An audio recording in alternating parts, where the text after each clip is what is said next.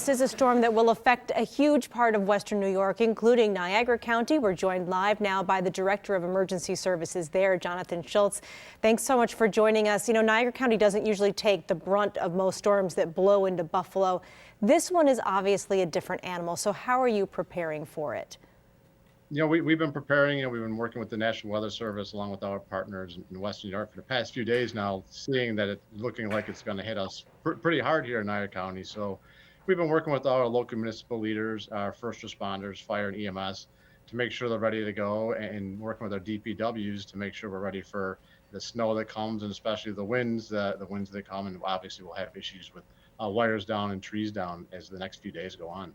And we know so many people everywhere right now are hoping to finish some shopping for Christmas or get their groceries or head over to friends and families' homes tomorrow and Saturday. What is your message for people who think, and we know we hear this a lot, you know what, I'm a Western New Yorker, I can handle it? You know, that's definitely us. That's our mantra. We definitely want to stick to that. But I think we got to remember, like, this storm's going to be a tough one. You know, tonight's your opportunity to go out, fill up your gas tank, get the gas for a generator if you have it for losing power.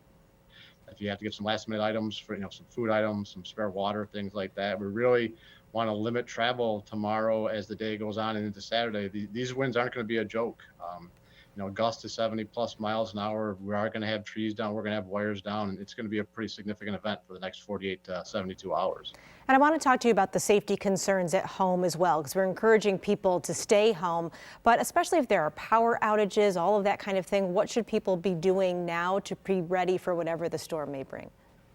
If you have a generator, get the generator out, make sure it works. And remember, when we're using our generators and running them, they have to be outside, away from the house. Run the extension cords from at least 15-20 feet from the house, away from doors, away from windows, so we don't get that exhaust into our buildings, to make sure it's safe. We want to make sure that we stay away from power lines. When those power lines come down, we don't know if they're live or not, so you don't want to go near those. Call into whether it's National Grid or NYSEG. They have their emergency numbers, and we can reach into them, let them know there's lines down, and they'll be out to take care of that as soon as they can. We know that after each storm, there's usually a debrief about things that you've learned. What are things that you've learned from other storms that you think can be helpful this time around? One of the key takeaways I can tell you from the many storms that we've worked through is the partnerships.